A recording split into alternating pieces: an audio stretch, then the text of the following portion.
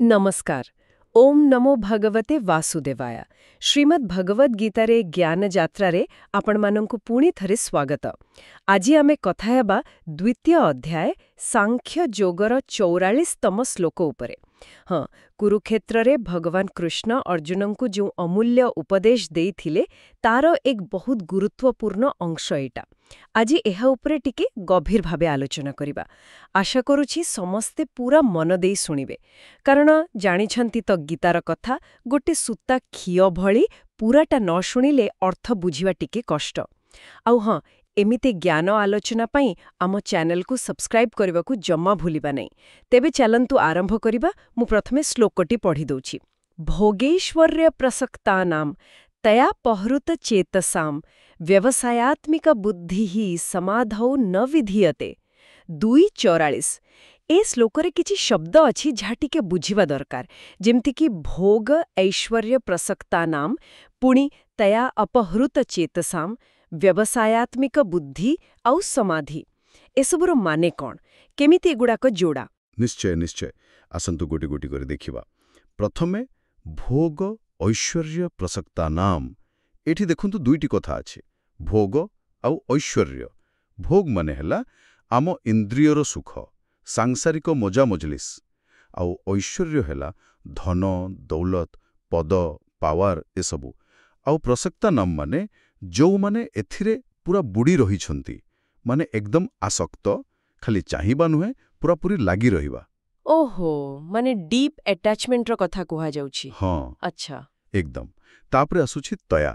ଏ ତୟା ଶବ୍ଦଟା ଏ ପୂର୍ବ ଶ୍ଲୋକ ସହ ଯୋଡ଼ା। ହଁ, 43 ନମ୍ବର ଶ୍ଲୋକ କଥା କହୁଛନ୍ତି। ଆଜ୍ଞା, ସେହି ଶ୍ଲୋକ ଯୋଉଠି ଭଗବାନ କହିଥିଲେ ବେଦର ପୁଷ୍ପିତ ବାଣୀ କଥା, ସେଇ ଯୋଉ ଆକର୍ଷଣୀୟ କଥା ସବୁ, ଯାହା ସ୍ୱର୍ଗ, ଭଲ ଜନ୍ମ, ଭୋଗ, ଐଶ୍ୱର୍ଯ୍ୟର ଲୋଭ ଦେଖାଏ। ତ ଏ ତୟା ମାନେ ହେଲା ସେହି ବାଣୀ ଦ୍ୱାରା, ସେହି ଲୋଭଣୀୟ କଥା ଦ୍ୱାରା। ବୁଝିଲେ। ତେବେ ଯେଉଁମାନେ ଭୋଗ ଐଶ୍ୱର୍ଯ୍ୟରେ ଆସକ୍ତ, ସେମାନେ ସେହି ବେଦର ଲୋଭନୀୟ କଥାରେ ବି ଫସିଯାଆନ୍ତି। ଆଉ ତାପରେ ଅପହୃତ ଚେତସାମ୍, ଏଇଟା ଟିକେ ଭାରି ଶବ୍ଦ ଲାଗୁଛି। ହଁ, ବହୁତ ଶକ୍ତିଶାଳୀ ଶବ୍ଦ ଏଇଟା। ଅପହୃତ ମାନେ ତ ଜାଣନ୍ତି, ଯାହା ଚୋରି ହୋଇଯାଇଛି ବା ହରଣ କରାଯାଇଛି। ଆଉ ଚେତସାମ୍ ମାନେ ହେଲା ଚିତ୍ତ ବା ବୁଦ୍ଧି। ତେଣୁ ପୁରା ମାନେ ହେଲା ଯେଉଁମାନଙ୍କର ବିବେକ, ବୁଦ୍ଧି ସେଇ ଭୋଗ, ଐଶ୍ୱର୍ଯ୍ୟ ଆଉ ସେଇ ପୁଷ୍ପିତ ବାଣୀ ଦ୍ୱାରା ମାନେ ଚୋରି ହୋଇଯାଇଛି। ବାପରେ, ମାନେ ତାଙ୍କ ବିଚାର ଶକ୍ତି କାମ କରୁନି। ସେଇଆ, ସତେ ଯେମିତି ସେମାନେ ମୁହଁରେ ପୁରା ଢାଙ୍କି ହିଁ ପଡ଼ିଛନ୍ତି। କ'ଣ ଠିକ୍, କ'ଣ ଭୁଲ, ସେ ବିଚାର ନାହିଁ। ଏ ତ ବଡ଼ ଗମ୍ଭୀର କଥା। ଯଦି ବୁଦ୍ଧି ହିଁ ଚୋରି ହେଇଗଲା, ତାହେଲେ ଆପଣ କୁହନ୍ତୁ ଏ ବ୍ୟବସାୟାତ୍ମକ ବୁଦ୍ଧି କେମିତି ଆସିବ? କ'ଣ ଏଇଟା? ଦେଖନ୍ତୁ, ବ୍ୟବସାୟାତ୍ମକ ବୁଦ୍ଧି ହେଉଛି ସେଇ ଏକାଗ୍ର, ସ୍ଥିର, ନିଶ୍ଚୟ କରିଥିବା ବୁଦ୍ଧି, ଯାହାର ଲକ୍ଷ୍ୟ କେବଳ ଗୋଟିଏ, ଆତ୍ମଜ୍ଞାନ ବା ଈଶ୍ୱର ପ୍ରାପ୍ତି। ଭଗବାନ ତ ଆଗରୁ କହିଛନ୍ତି 2.41ରେ ଯେ ଏଇ ରାସ୍ତାରେ ବୁଦ୍ଧି ଗୋଟିଏ ହିଁ ଥାଏ। କିନ୍ତୁ ଯାହାର ବୁଦ୍ଧି ସ୍ଥିର ନୁହେଁ, ତାର ବୁଦ୍ଧି ଏତେ ଶାଖା ମେଲେଇଥାଏ ଯେ ତାର ଅନ୍ତ ନାହିଁ। ହଁ ହଁ, ମନେ ପଡ଼ୁଛି। ତ ଯେଉଁ ଲୋକର ମନ ଭୋଗ ଐଶ୍ୱର୍ଯ୍ୟରେ ଏଣେତେଣେ ଘୂରି ବୁଲୁଛି, ଆଉ ମୋହ ଯାହାର ବୁଦ୍ଧିକୁ ନେଇଯାଇଛି, ତାର ବୁଦ୍ଧି କେମିତି ଏକାଗ୍ର ହେବ? ଏଇଟା ମାନେ ସମ୍ଭବୀ ନୁହେଁ। ବୁଦ୍ଧି ସମାଧିରେ ଲାଗେ ନାହିଁ। ଏଠି ସମାଧି କହିଲେ କ'ଣ ବୁଝିବା? ଖାଲି ଆଖି ବନ୍ଦ କରି ଧ୍ୟାନରେ ବସିବା? ନା ନା, ସେମିତି ନୁହେଁ। ଏଠି ସମାଧିର ଅର୍ଥ ବହୁତ ବ୍ୟାପକ। ଏଟା ଖାଲି ବାହାରର କ୍ରିୟା ନୁହେଁ, ଏଟା ଭିତରର ଅବସ୍ଥା।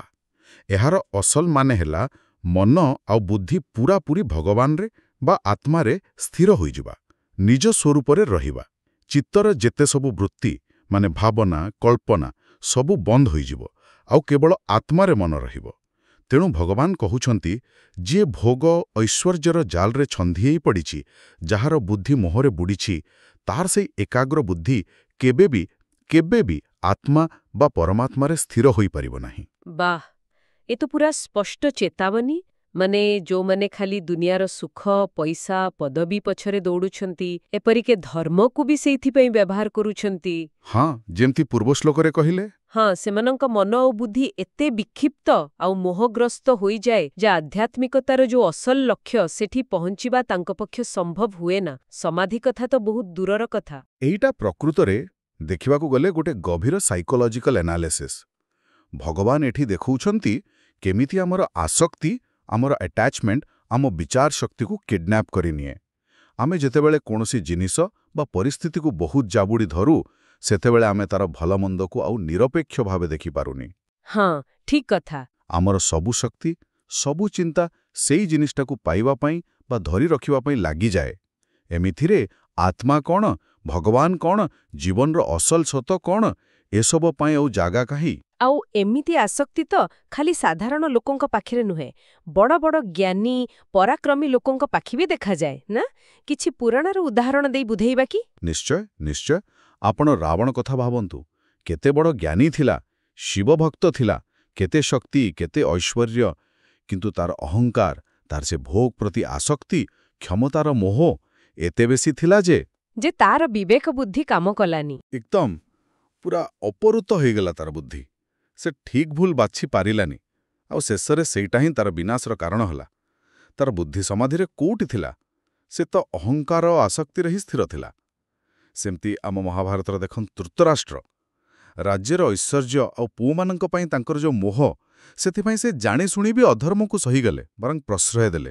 ହଁ, ବିଦୁର କେତେ ବୁଝେଇଲେ, କିଛି ଶୁଣିଲେନି, କାରଣ ତାଙ୍କ ବୁଦ୍ଧି ସେଇ ମୋହ ଦ୍ୱାରା ଏମିତି ଅପହୃତ ହୋଇଥିଲା ଯେ ସେ ଧର୍ମପଟେ ଠିଆ ହୋଇପାରିଲେନି। ଶେଷରେ କ'ଣ ହେଲା? ସବୁ ଗଲା। ତ ଦେଖନ୍ତୁ, ରାବଣ ପାଖେ ଜ୍ଞାନ ଥିଲା, ଧୃତରାଷ୍ଟ୍ରଙ୍କ ପାଖେ ରାଜଧର୍ମର ଜ୍ଞାନ ଥିଲା, କିନ୍ତୁ ସେଇ ଆସକ୍ତି ସେମାନଙ୍କୁ ଠିକ୍ ବାଟରେ ସ୍ଥିର ରହିବାକୁ ଦେଲାନି। ବାସ୍ତବରେ ଏଇଟା ବହୁତ ଚିନ୍ତା କରିବାର କଥା। ଜ୍ଞାନ ଥାଉ କି ଶକ୍ତି ଥାଉ, ଯଦି ଭୋଗ ଐଶ୍ୱର୍ଯ୍ୟ ପାଇଁ ଆସକ୍ତି ଅଛି, ତେବେ ପତନ ନିଶ୍ଚିତ। କିନ୍ତୁ ଏହାର ଓଲଟା ଉଦାହରଣ ବି ତ ଅଛି ନା, ଯେମିତି ରାଜା ଜନକ। ଆଜ୍ଞା, ରାଜା ଜନକ ହେଉଛନ୍ତି ସବୁଠୁ ବଡ଼ ଉଦାହରଣ।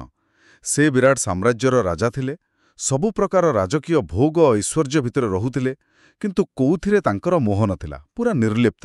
ସେଥିପାଇଁ ତାଙ୍କ ବିଦେହୀ କହୁଥିଲେ ନା? ହଁ, ଠିକ୍ କହିଲେ।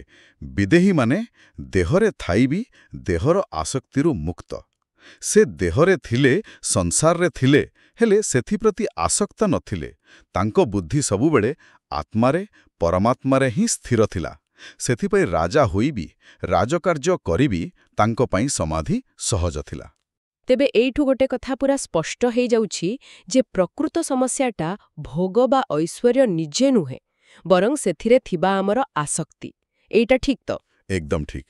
ଏଇଟା ହିଁ ତ ଗୀତାର ଗୋଟେ ମୂଳ କଥା। ଭଗବାନ କୋଉଠି କହିନାହାନ୍ତି ଯେ ପଇସା କମାଓନି କି ସୁଖ ଭୋଗ କରନି। ସେ କହୁଛନ୍ତି ସେଥିରେ ଲାଗି ରୁହନି, ଆସକ୍ତ ହୁଅନି। ଆମେ ଯେତେବେଳେ କୋଉ ଜିନିଷକୁ ମୋର ବୋଲି ଭାବି ତା ସାଙ୍ଗେ ଏକଦମ ଯୋଡ଼ି ହେଇଯାଉ, ସେତେବେଳେ ସେଇଟା ଆମକୁ ବାନ୍ଧି ପକାଏ, ଆଉ ଆମ ବୁଦ୍ଧିକୁ ସ୍ଥିର ହେବାକୁ ଦିଏନା। ଜନକଙ୍କ ପାଖେ ସବୁ ଥିଲା, କିନ୍ତୁ ସେ ଭାବୁଥିଲେ ଏସବୁ କିଛି ତାଙ୍କର ନୁହେଁ। ସେ ଖାଲି ତାଙ୍କ କର୍ତ୍ତବ୍ୟ କରୁଥିଲେ। ଏଇ ଯୋଉ ଅନାସକ୍ତ ଭାବ, ଏଇଟା ହିଁ ବ୍ୟବସାୟାତ୍ମିକା ବୁଦ୍ଧି ପାଇଁ ବାଟ ତିଆରି କରେ। ୱାଃ, ଏ ଶିକ୍ଷା ଆଜିକା ଦିନରେ କେତେ ଦରକାରୀ। ଆମେ ଦେଖୁଛୁ ଚାରିଆଡୁ ଲୋକେ ଧର୍ମ କରୁଛନ୍ତି, ପୂଜାପାଠ କରୁଛନ୍ତି, ମନ୍ଦିର ଯାଉଛନ୍ତି, କିନ୍ତୁ ବେଳେବେଳେ ତା ପଛର ଉଦ୍ଦେଶ୍ୟ କ'ଣ ଥାଏ? ମୋ ପୁଅର ଭଲ ଚାକିରିଟେ ହେଇଯାଉ, ମୋ ଝିଅର ବାହାଘରଟା ଭଲରେ ଭଲରେ ହେଇଯାଉ, ମୋ ବିଜନେସଟା ବଢ଼ିଯାଉ, ମୋ ଦେହ ଭଲ ରହୁ, ଏମିତି ଖାଲି ଦୁନିଆର କାମନା। ଏଇଟା କ'ଣ ସେଇ ଭୋଗ ଐଶ୍ୱର୍ଯ୍ୟର ଲୋଭ ନୁହେଁ? ନିଶ୍ଚିତ ଭାବରେ।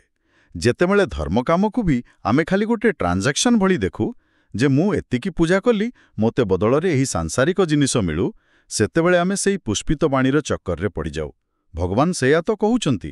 ଏମିତି ମନୋଭାବ ନେଇ କଲେ ମନ କେମିତି ଶୁଦ୍ଧ ହବ, ବୁଦ୍ଧି କେମିତି ସ୍ଥିର ହବ? କାରଣ ଲକ୍ଷ୍ୟ ତ ଆତ୍ମଜ୍ଞାନ ନୁହେଁ। ହଁ, ଲକ୍ଷ୍ୟ ତ ସେଇ ଭୋଗ ଆଉ ଐଶ୍ୱର୍ଯ୍ୟ ହିଁ ରହିଲା।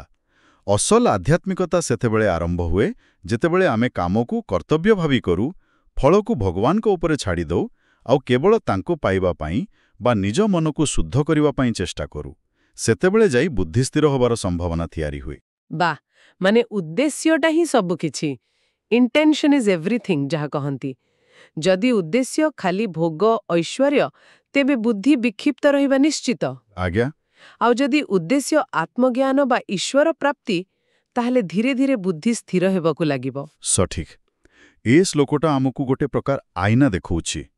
ଆମେ ଯାହା କରୁଛୁ, କାହିଁକି କରୁଛୁ, ତା ପଛରେ ଥିବା ଅସଲ ମୋଟିଭେସନ୍ କ'ଣ, ନିଜକୁ ପଚାରିବାକୁ କହୁଛି। ଯେପର୍ଯ୍ୟନ୍ତ ଆମେ ଏଇ ଭୋଗ ଐଶ୍ୱର୍ଯ୍ୟର ଯେଉଁ ସୁନ୍ଦର ଦିଶୁଥିବା ଜାଲ, ସେଥିରୁ ନିଜକୁ ମୁକୁଳେଇନୁ, ସେପର୍ଯ୍ୟନ୍ତ ଆମ ବୁଦ୍ଧି ସେ ଏକାଗ୍ରତା, ସେ ସ୍ଥିରତା ପାଇପାରିବନି, ଯାହା ଆଧ୍ୟାତ୍ମିକ ବାଟ ପାଇଁ ନିହାତି ଦରକାର। ଏବେ ଆଜି ଆଲୋଚନାର ଆମେ ମୁଖ୍ୟ କଥା କ'ଣ ଶିଖିଲେ? ଭଗବାନ ଶ୍ରୀକୃଷ୍ଣ ଅର୍ଜୁନଙ୍କୁ ଆଉ ଆମ ସମସ୍ତଙ୍କୁ ଏହି ଶ୍ଲୋକରେ ସାବଧାନ କରାଉଛନ୍ତି। ଯେଉଁମାନେ ଦୁନିଆର ସୁଖ, ସମ୍ପତ୍ତି, ପଦପ୍ରତିଷ୍ଠାରେ ବେଶୀ ବୁଡ଼ି ରହିଛନ୍ତି ଆଉ ଯେଉଁମାନଙ୍କର ବୁଦ୍ଧିକୁ ବେଦର ସେଇ ଲୋଭନୀୟ କଥା ସବୁ ନିଜ ଆଡ଼କୁ ଟାଣି ନେଇଛି, ମୋହରେ ପକେଇ ଦେଇଛି, ସେମାନଙ୍କର ବୁଦ୍ଧି କେବେ ବି ଏକାଗ୍ର ହେଇପାରିବ ନାହିଁ, ଗୋଟିଏ ଲକ୍ଷ୍ୟରେ ସ୍ଥିର ହେଇପାରିବ ନାହିଁ। ଫଳରେ ସେମାନଙ୍କର ବୁଦ୍ଧି ସମାଧିରେ ମାନେ ଆତ୍ମାରେ ବା ପରମାତ୍ମାରେ ସ୍ଥିର ହୋଇପାରେ ନାହିଁ। ଏକଦମ।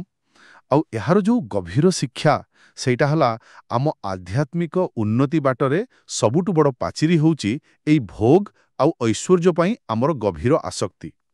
ଏଇ ଆସକ୍ତି ଆମ ବିବେକକୁ, ଆମ ବୁଝିବା ଶକ୍ତିକୁ ହରଣ କରିନିଏ ଆଉ ଆମକୁ ଶାନ୍ତ, ସ୍ଥିର ମନରେ ଆତ୍ମା କଥା ଚିନ୍ତା କରିବାକୁ ଦିଏ ନା।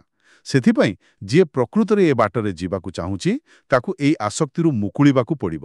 ନିଜ ଲକ୍ଷ୍ୟକୁ ସ୍ପଷ୍ଟ କରିବାକୁ ହେବ ଆଉ କର୍ମ କରିବାକୁ ହେବ, କିନ୍ତୁ ଅନାସକ୍ତ ଭାବରେ। ମନେ ରଖିବାକୁ ହେବ, ପଇସା ବା ପଦବୀ ନିଜେ ସମସ୍ୟା ନୁହେଁ, ସେଥିପ୍ରତି ଆମର ମୋହ ହିଁ ସମସ୍ୟା। ଆଶା କରୁଛୁ ଆଜିର ଏ ବିଶ୍ଳେଷଣ ଆମ ଶ୍ରୋତାମାନଙ୍କୁ ନିଶ୍ଚୟ କିଛି ନୂଆ ଦିଗ ଦେଖାଇଥିବ। ଯଦି ଏହି ଆଲୋଚନା ଆପଣଙ୍କୁ ଭଲ ଲାଗିଲା, ତେବେ ଏହାକୁ ଗୋଟେ ଲାଇକ୍ ନିଶ୍ଚୟ କରନ୍ତୁ ଆଉ ନିଜ ସାଙ୍ଗସାଥୀ, ପରିବାର ଲୋକଙ୍କ ସହିତ ସେୟାର କରନ୍ତୁ। ଭଗବାନ କୃଷ୍ଣଙ୍କର ଏହି ଅମୃତ ବାଣୀ ଯେତେ ଅଧିକ ଲୋକଙ୍କ ପାଖରେ ପହଞ୍ଚିବ, ସମସ୍ତଙ୍କର ମଙ୍ଗଳ ହେବ, ଭଗବାନଙ୍କ କୃପା ସମସ୍ତଙ୍କୁ ମିଳିବ। ଆପଣଙ୍କୁ କେମିତି ଲାଗିଲା ଆମକୁ କମେଣ୍ଟ ବକ୍ସରେ ନିଶ୍ଚୟ ଜଣାନ୍ତୁ। ଆପଣ ଓମ୍ ନମୋ ଭଗବତେ ବାସୁଦେବାୟ କିମ୍ବା ଜୟ ଜଗନ୍ନାଥ ଲେଖିବି ନିଜ ଭାବନା ଜଣେଇ ପାରିବେ। ଆଗାମୀ ଆଲୋଚନାରେ ଆମେ ଗୀତାର ପରବର୍ତ୍ତୀ ଶ୍ଲୋକକୁ ନେଇ ପୁଣି ଆସିବୁ। ସେ ପର୍ଯ୍ୟନ୍ତ ଆମକୁ ବିଦାୟ ଦିଅନ୍ତୁ। ଆଉ ଯିବା ପୂର୍ବରୁ ସମସ୍ତଙ୍କ ପାଇଁ ଗୋଟେ ଛୋଟ ଚିନ୍ତା। ଆମେ ନିଜ ଦୈନନ୍ଦିନ ଜୀବନରେ ଟିକେ ଭାବିବା କି ଆମେ କୋଉ ଛୋଟ ଛୋଟ ଜିନିଷରେ କେମିତି ଭୋଗ ଆଉ ଐଶ୍ୱର୍ଯ୍ୟ ସହ ଯୋଡ଼ି ହେଇ ରହିଛେ। ଆମେ କ'ଣ ସେଇ ଆସକ୍ତି ଗୁଡ଼ାକୁ ଚିହ୍ନି ପାରିବା ଆଉ ସେଥିରୁ ଟିକେ ଟିକେ କରି ମୁକୁଳିବା ପାଇଁ କନସିୟସଲି ମାନେ ଜାଣିଶୁଣି କିଛି ଅଭ୍ୟାସ ଆରମ୍ଭ କରିପାରିବା। ଏହା ଉପରେ ନିଶ୍ଚୟ ଟିକେ ଭାବିବେ। ନମସ୍କାର। ଆପଣ ଶୁଣୁଛନ୍ତି ରେଡିଓ ତୋଷାଳୀ, ଆମ ମାଟିର ସ୍ୱର।